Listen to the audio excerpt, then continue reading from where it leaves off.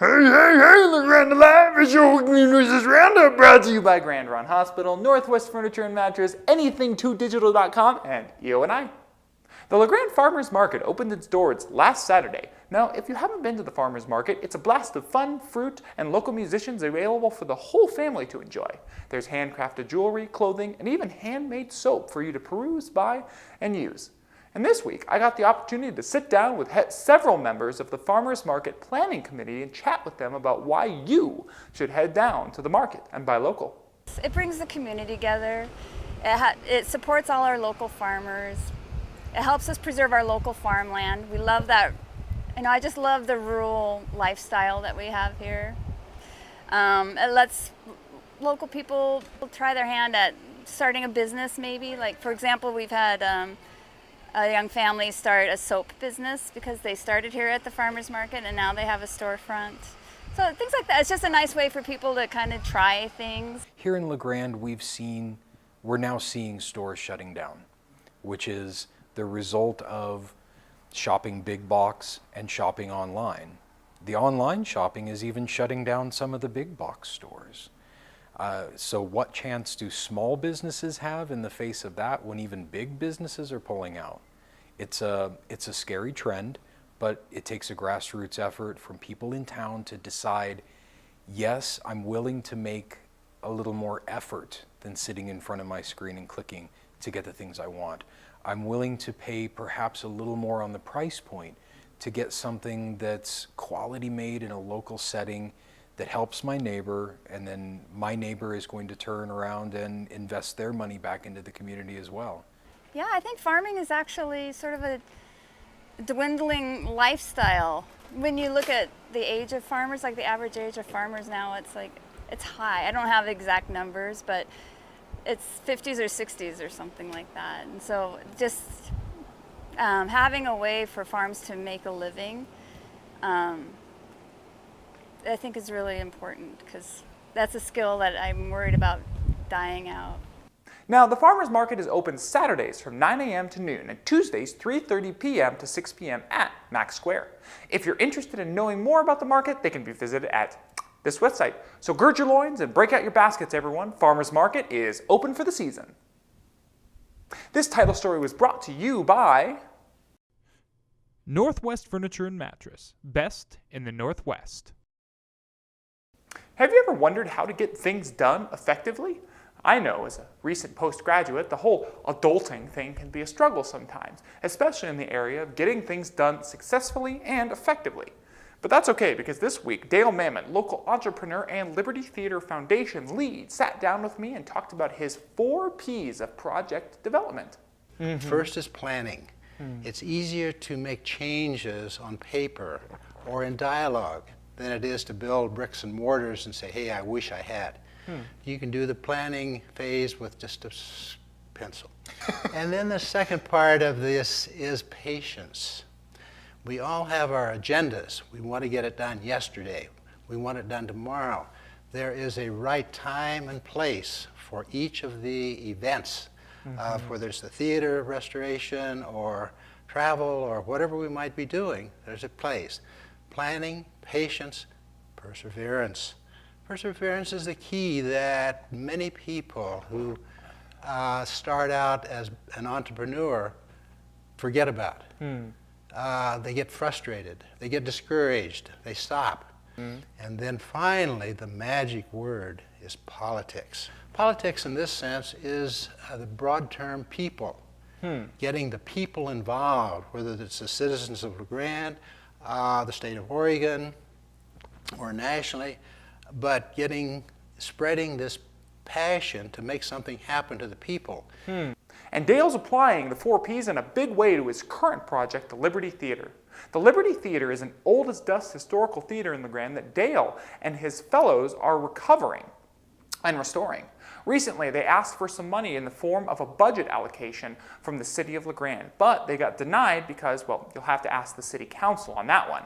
But that's okay, said Dale, because patience and politics are two of his 4 Ps. And the Liberty Theater is important enough, he said, to keep pushing, which, hey, is another P. It's a 100-year-old building. It's either going to be restored or it's going to be torn down and made into a parking lot. What choices were there?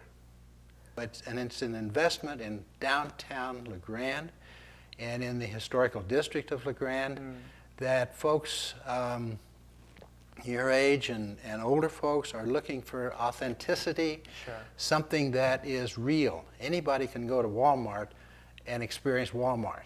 Sure. But to experience downtown La Grande, the historical place, and across America, there are hundreds of these theaters being restored as the heartthrob and restoration and economic development of downtown.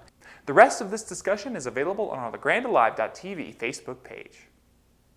And here's your upcoming events with Emily Adair from Go Magazine and Get Out and Go.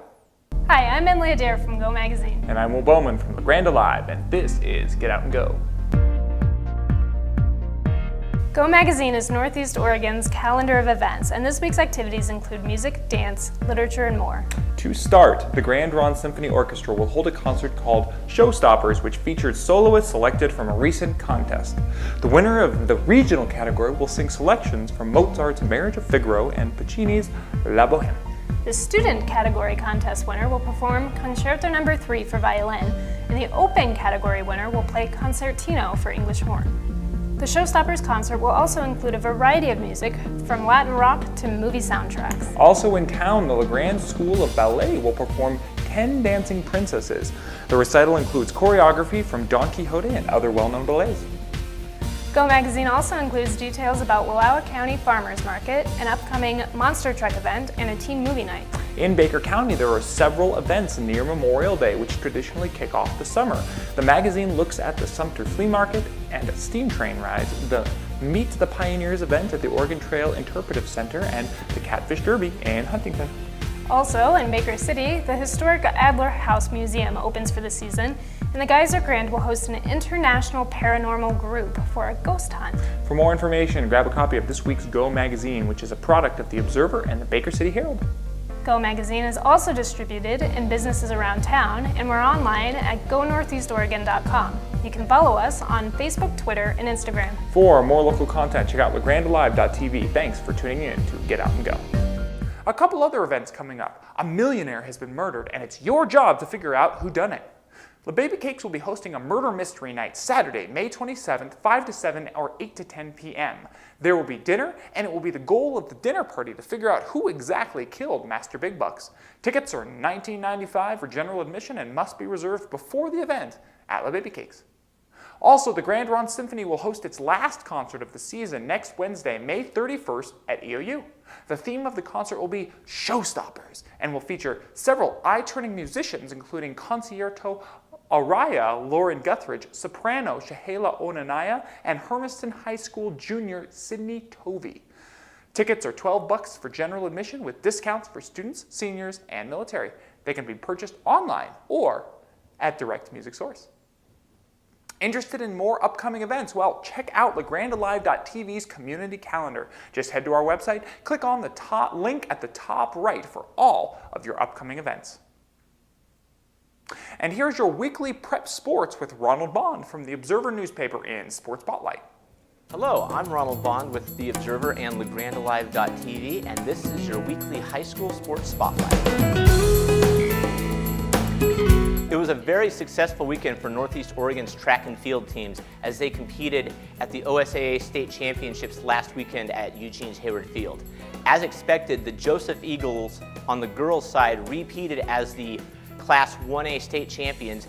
The real standout was, two real standouts actually for the Eagles. Isabel Tingelstad, who won her third consecutive 3,000 meter race and ran on the 4x4 relay, and also Haley Miller, who won the 800 and the 1500, both for the second year in a row, and also ran a leg on that winning 4x4 relay team. So congrats to the Eagles on repeating.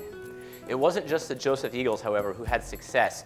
4 other teams came away with at least a top 6 finish. The Enterprise girls finishing in 5th, the Union boys and girls teams both finishing in 6th, and the LaGrande Tigers boys team coming up with a strong finish Saturday to also take 6th place. On the baseball diamond, the OSAA baseball and softball playoffs are underway. 3 teams remain who won their first round games Wednesday to reach the quarterfinals. The LeGrand Tiger baseball team opened with a 10-3 win over Phoenix behind a complete game from GT Blackman, who had 8 strikeouts. The LeGrand softball team had a combined 1 hitter between Maddie Bell and Allie Brock as they defeated Mazama 7-0. J.C. Houghton also a standout in that game with a home run and 3 hits and 3 RBIs and 3 runs. And over in Union, the Union Cove softball team overcame a bit of a slow start to score 9 runs in the 4th inning on their way to an 11-0 victory. The Lady Cats got home runs from Delaney Core and Taylor Barrymore, and also got a no-hitter from pitcher Jenna Monson. The LeGrand baseball and softball teams and the Union Cove softball team all continue their playoff action Friday, all 3 with home games. We'll start with LeGrand. The baseball team will host Sweet Home at 4 p.m. The LeGrand softball team hosts Elmira earlier in the day at 1 p.m. And over in Union, the Lady Cats will host Bonanza, a team that actually beat them earlier this season, so it could be a fun game there. Those 2 teams meet over in Union at 4 p.m. Friday. And that's all the time we have for this week. Again, this is Ronald Vaughn with The Observer and LeGrandAlive.tv. If you can't make the baseball and softball games tomorrow, be sure to follow me on Twitter at LGOBond, as I'll be tweeting live from the games. Be sure to grab a copy of The Observer or check out LeGrandObserver.com and follow us on Twitter and Facebook. And here's your EOU Sports Guys with a special message about the upcoming Mountie Awards. I'm Evan House. I'm Chris Duarte. This is Around the Mountain. Whoa, whoa, whoa, whoa, whoa, Mountie Awards. Oh yeah, we're here to talk about the 10th Annual Mountie Awards on Wednesday, June 7th at 7 p.m. in McKenzie Theater. Come help EOU and the athletic department celebrate the historic year EOU and its student athletes had. Awards like Football Player of the Year, Team of the Year, Freshman of the Year, and even a couple Mountie Impact Awards will be given out. It doesn't matter who you are, we want to see you in McKenzie Theater on June 7th to help us celebrate. And that's your weekly Newsish Roundup. This roundup was brought to you by Grande Hospital, Northwest Furniture and Mattress, Anything2Digital.com, and EONI. Please like and share this video and tune in to LeGrandAlive.tv for more local content. I'm Will Bowman.